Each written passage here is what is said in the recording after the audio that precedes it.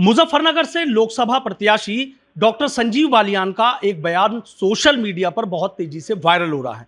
क्या इस बयान के पीछे की सच्चाई है? क्या इस बयान के पीछे की कहानी है? किसको लेकर यह बयान दिया? इसी पर हम बात कर लेते हैं संजीव बालियान जी से। संजीव जी, एक आपका बयान वायरल हो रहा है, क्या है उसकी हकीकत? वो हकीकत समझना चाहूंगा। जो आपका ये बयान है, जो आपने ये कहा कि क्या कहते हैं कि मैं विकास की राजनीति करता हूं, वो विनाश की राजनीति के युग वाले लोग हैं। बिल्कुल, मैंने कहा था कि हम विकास की राजनीति के युग के हैं और जो मेरे प्रतिद्वंदी मेरे सामने चुनाव लड़ रहे हैं समाजवादी पार्टी के, वे जिस दौर की राजनीति, उस दौर में विनाश की राजनीति थी। तो मैंने समाजवादी पार्टी को लेकर यह बयान दिया था। मैं किसी अपनी पार्टी वाले के खिलाफ क्यों बयान दूंगा? मेरा स्पष्ट कहना है कि विनाश काल जो युग था तो समाजवादी पार्टी का था। विकास का युग है भारतीय जनता, मेरा व्यक्तिगत युग नहीं हो सकता, मेरी पार्टी का युग है। भारतीय जनता पार्टी का विकास युग है 2014 के बाद मोदी जी के नेतृत्व में शुरू हुआ और 2012 से 17 उत्तर प्रदेश में विनाश का युग रहा। तो वो समाजवादी पार्टी से मैंने उनके लिए बात की, विनाश के युग के नेता हैं। कल हमने इस पर संगीत सोम से भी बयान लिया था उनका, और ये कहना है कि भाई ये मुझे लेके बयान दिया गया है। अब भाई मैं तो स्पष्ट कह रहा हूँ कि मैंने नहीं दिया। मैंने, आप पढ़ेंगे युग क्या है, युग का मतलब तो मैं अपनी पार्टी का युग थोड़ा बताऊंगा। भाई विकास युग संजीव बालियान का नहीं हो सकता, ये भारतीय जनता पार्टी का विकास युग है। और विनाश युग जो है वो समाजवादी पार्टी का विनाश और कांग्रेस का विनाश युग है। केंद्र में कांग्रेस और प्रदेश में समाजवादी पार्टी। युग तो पार्टियों का होता है, युग व्यक्ति का थोड़ा होता है। अच्छा, जिस तरीके से आपने एक बात और कही थी कि भी मैं व्यक्तिगत टिप्पणी नहीं करता हूँ, क्या लग रहा है फिर मतलब इस चुनाव में, मतलब कि हर तरफ से एक ही बात है कि संजीव बालियान को घेर लो बस? वो उनकी सोच है, उनकी इच्छा है। मैंने पहले ने कभी व्यक्तिगत टिप्पणी की उम्मीदवार के ऊपर नहीं कर रहा हूँ। मैं समाजवादी पार्टी और कांग्रेस के युग पे विनाश युग बता रहा हूँ। मैं किसी पे व्यक्तिगत टिप्पणी ना पहले की थी, ना आज करता हूँ, ना भविष्य में करूँगा। चुनाव का क्या लग रहा है आपको? मतलब कौन लोग हैं जो इस तरह की बात है कि भाई बयान था उसको इस तरीके से लोग ये कह रहे हैं कि भाई ये हो रहा, सोशल मीडिया पे भी वायरल हो रहा है, कुछ कहना चाहेंगे लोग? बिल्कुल कहना चाहूँगा। जिस तरह से इस बयान को जोड़ा गया, कट पेस्ट किया गया, कभी कोई पहले बयानों को बताता है, 5-5 साल 7-7 साल बयान उठाता है कि संजीव बालियान ने उसे रिहाई बता दिया, बीच का काट देते हैं, बीच का काट देते हैं। एक अलग अलग वीडियो में आजकल कट पेस्ट चल रहा है, आर्टिफिशियल इंटेलिजेंस है। मैं आपसे बातचीत कर रहा हूँ, बीच की आप बात कट के पहले शब्दों को बाद में, बात को जोड़ दे। अरे भाई, मैं क्यों किसी को रिहा बताऊँ? मैं सर्व समाज मुझे वोट देता है, सब मेरे साथ हैं, सब मेरे वो हैं। तो मैं कृपया जनता से निवेदन करूँगा कि जो सोशल मीडिया के माध्यम से आपके पास बयान आ रहे हैं, ये कट पेस्ट और ज़्यादा चलेगा। ये इस पर माननीय प्रधानमंत्री भी चिंता व्यक्त कर चुके हैं। सोशल मीडिया के इस तरह के बयानों पर कृपया कभी ध्यान न दें। कोई भी व्यक्ति जो राजनीति कर रहा है वो किसी जाति समाज के बारे में कभी नहीं कह सकता, और मैं तो जीवन में नहीं कह सकता। मैं सर्व समाज की वोट से नेता बनता हूँ, किसी जाति की वोट से तो गाँव का प्रधान भी नहीं बन सकता, और सर्व समाज का सम्मान करता हूँ मैं। तो कृपया इन बयानों से सब बचे, मेरा निवेदन है सबसे। अच्छा, आपका निवेदन है। अच्छा संजीव जी, जो ठाकुर चौबीसी की बात कर लें, मुख्यमंत्री भी कल आए, तब आए, उसके बाद संगीत सोम से हमारी बात हुई, उन्होंने आपको लेके सीधा कर दिया कि भाई उनका स्तर नहीं है मेरे से बातचीत करने का, नाराजगी जताने का। देखिए, मुख्यमंत्री जितनी अच्छी बातें कह गए, मुख्यमंत्री पहले के अपने रैली में भाषण सुना होगा कि जातियों का चुनाव नहीं, राष्ट्र का चुनाव है और राष्ट्रवाद पे हमें चलना है। मुख्यमंत्री जितना अच्छा बोले, शायद मैंने कम इतना अच्छा, इतना भावुक अपील उनकी देखी है। उसके बाद कोई क्या कहे उस पर मैं टिप्पणी करूँ, ठीक नहीं। मुख्यमंत्री जी आए हैं, इतनी बड़ी बात कह गए, ये मेरे लिए बड़ी खुशी की बात है। मेरे लिए दोबारा आए हैं, 2 बार जम्मू से सीधा चल के आए माननीय मुख्यमंत्री जी। उन्होंने कितनी चिंता मेरे चुनाव की है, मैं उनका आभारी हूँ। और किसी के व्यक्तिगत बयानों पर मैं टिप्पणी ना पहले करता था, ना आज करता हूँ।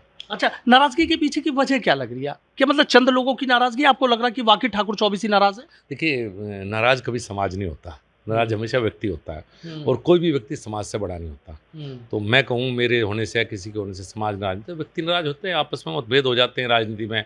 हम पिछला चुनाव राष्ट्रीय लोकदल और हमारे साथ लड़े, इस बार हम साथी हैं। तो राजनीति में आपस में मतभेद दूर होना चलना चलता रहता है। तो ये मतभेद ही है या मनभेद?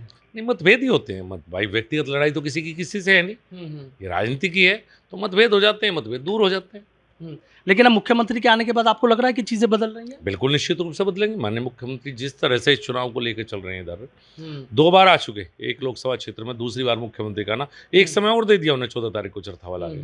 माननीय मुख्यमंत्री अगर 3 बार आ रहे हैं किसी एक लोकसभा क्षेत्र में, तो सोच सकते हैं कि उनकी कितनी चिंता इस क्षेत्र को लेकर है।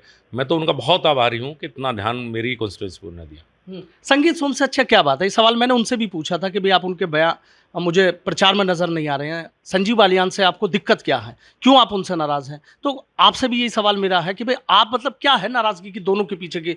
आप भी कद्दावर नेता हैं, वो भी कद्दावर नेता हैं, और कहीं ना कहीं बीजेपी के लिए तो टेंशन की बात है ना कि भाई 2 घर की परिवार के सदस्य अगर इस तरीके से आमने सामने आएंगे तो दिक्कतें होंगी, तो मतलब वजह क्या है जो आपको लगता हो? तो ऐसी कुछ वजह ही होते हैं कि कोई यहाँ के कुछ कह देता है, वहाँ के जाके कुछ कहता है। राजनीति में यही बातें हैं, कान में डाल दी जाती है और इसके अलावा कुछ नहीं है। आपको लग रहा है मतभेद दूर हो जाएगा? हाँ, क्यों नहीं दूर होगा? जब अलग अलग पार्टियां लड़ते हुए साथ होती है तो कोई सी बात, मुझे तो लगती है कोई व्यक्तिगत लड़ाई थोड़ा है। अच्छा, अमित शाह जी का आना, उसके बाद मुख्यमंत्री योगी आदित्यनाथ का आना और ये तमाम चीज़ें चलती रही, तो अब संजीव बालियान का चुनाव पहले की बात करें और अब की बात करें, कितना मजबूत मानते हैं और किससे मुकाबला मानते हैं? देखिए, ये तो नहीं मैं कह सकता किससे मुकाबला है, ये तो जनता तय करेगी कि मुकाबला किससे है। लेकिन मेरा ही नहीं, पूरे पश्चिम उत्तर प्रदेश में सारी सीटें भारतीय जनता पार्टी बहुत बड़े मार्जिन से जीतेगी। ये जो अंडरकरंट है नरेंद्र मोदी जी के नाम का, इसे लोग नहीं देख पा रहे। जो लॉ एंड ऑर्डर है योगी जी का, नरेंद्र मोदी के विकास कार्य हैं, जाति धर्म की दीवारें टूट रही हैं, भारतीय जनता पार्टी के प्रति जुनून है। आप ये देखें ना कि मेरे क्षेत्र में मेरी प्रधानमंत्री आए, माननीय मुख्यमंत्री 2 बार आए, गृह मंत्री आए, कोई विपक्षी उम्मीदवार तो रैली करने की हैसियत में भी नहीं रहे। रैली भी नहीं कर पा रहे विपक्ष भी, आसपास कहीं भी देखो, ऐसे सब तो गलत है, लेकिन रैली नहीं कर पा रहे। अच्छा, 3 आपके बड़े काम जानना चाहूँगा मुजफ्फरनगर और वेस्ट यूपी के। मेरे अगर मेरी कॉन्स्टिट्यूंसी की बात करेंगे, रेलवे का दोहरीकरण, रेलवे का इलेक्ट्रिफिकेशन, सारे नए railway station, Panipat Khatima national highway 3,500 crore का, Meerut Karnal road national highway, ऐसे तो बहुत है। 3 आपने कहा, 3 तो ये बड़े मैं मानता हूँ। और वेस्टर्न यूपी के तो दिल्ली जाएंगे, एक्सप्रेसवे, RRTS, और मेरठ तो ऐसा बना दिया, आप पूछिए मत, चारों तरफ मेरठ के, देखे क्या मेरठ कितना बदल गया। तो एक्सप्रेसवे पे जिस तरीके से वाहन दौड़ रहे हैं, आपको लग रहा है कि कहीं कोई दिक्कत नहीं है, दौड़ते हुए दिल्ली की तरफ निकल जाएंगे? इतनी अच्छे एक्सप्रेसवे है भारतीय जनता पार्टी का कि दिल्ली तक जाने में कहीं ना स्पीड ब्रेकर है ना ब्रेक है, सीधा दिल्ली पहुंचेगी गाड़ी, आसानी से पहुंच जाएगी 100% आसानी से। कितना आपको लग रहा है कि चुनाव बदला इतना मजबूत है कि भाई संजीव बालियान इतनी वोटों से जीत जाएगा? मैं पहले कोई बात कहूँ वो अहंकार और वो चीज़ें गलत हो जाती है। हम बहुत बढ़िया मार्जिन से चुनाव जीते हैं। एक आखिरी सवाल है मेरा कि आपके काफिले पर पथराव हुआ था, तमाम चीज़ें रही थी, लेकिन इतना बड़ा दिल कहाँ से लाया कि आपने सीधा कह दिया मैं कोई कार्रवाई नहीं चाहता? देखिए, वो इसलिए नहीं चाहता कि वो युवा थे, पथराव बहुत बड़ा था, बहुत लोगों को चोट आई, मुकदमा गंभीर धाराओं में दर्ज होना ही था। केंद्रीय मंत्री के काफिले पे लोगों को चोट है, 307 में मुकदमा था, जिस तरह की इंटरलॉकिंग टाइल्स थी, युवा साथी थे। ये मुकदमा लगने के बाद जेल जाते पूरी जिंदगी उनको चलता, और मेरा उनका कोई झगड़ा ही नहीं है, जैसे मैंने भी बताया। मेरा उनका कोई विवाद ही कभी नहीं हो। गाँव ने मुझे उस गाँव ने तो सांसद बनाया। चलो, हो सकता है किसी के बहकाव में आके, किसी के कहने से उन्हें कर दिया हो, तो अब वे खुद समझ जाएंगे इस बात को कि भाई उन्हें गलती की। जिन लोगों ने मुझे सांसद बनाया, अगर वो किसी बात से, किसी के बहकाव में नाराज होकर उन्हें हरकत कर दी, तो मैं समझता हूँ कि मुझे उन बच्चों का भविष्य खराब नहीं करना चाहिए था। उनमें से सुनना है कुछ लोग आ रहे हैं आपके पास, बातचीत की? हाँ, गाँव, सारा गाँव आया था, सारे गाँव ने कहा बुरा हुआ है, पूरा मड गाँव के सम्मानित लोग आए थे, बुजुर्ग सब।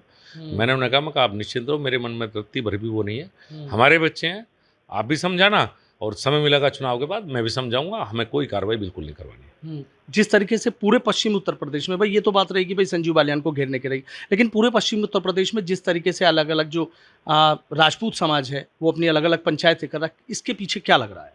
देखिए, चुनाव के दौरान कुछ लोग करते हैं इस तरह के, हर जगह हर जातियों में होते हैं। पर्टिकुलर एक राजपूत समाज तो ऐसा है कि भारतीय जनता पार्टी को 100% वोट देने वाला समाज है। मेरे पिछले चुनाव में उन्हीं की वजह से मैं चुनाव जीता हूँ, 100% वोट, जबकि मेरे अपनों में डिवीज़न था जिस जाति में मैंने जन्म लिया है, तो वो तो भारतीय जनता पार्टी का है। और भी जातियों में इस तरह से कुछ लोग आते हैं चुनाव के समय निकल कर, लेकिन जैसे जैसे चुनाव आता है, व्यक्ति राष्ट्र को सोच कर वोट डालता है, मोदी जी को प्रधानमंत्री बनाने के लिए वोट डालता है, तो ये धीरे धीरे चुनाव आने तक सब चीज़ें शांत हो जाएंगी। पूरे पश्चिम उत्तर प्रदेश में हवा बदल जाएगी? बदल चुकी है साहब, हवा का रुख पहचानिए। अब तो पछुआ हवा पूरब की तरफ चलेगी और आंधी में बदलेगी। ठीक है, बहुत बहुत शुक्रिया। तो देखिए, केंद्रीय मंत्री डॉक्टर संजीव बालियान जी जो मुजफ्फरनगर लोकसभा से यहाँ बीजेपी के प्रत्याशी हैं, सीधा कह रहे हैं कि जो मैंने बयान दिया था वो संगीत सोम को लेकर बयान नहीं दिया था, मेरा बयान कांग्रेस और समाजवादी पार्टी को लेकर था। और ये भी कह रहे हैं कि हवा अब बदल चुकी है और आप देखिए कि बीजेपी की किस तरीके से लहर नजर आएगी।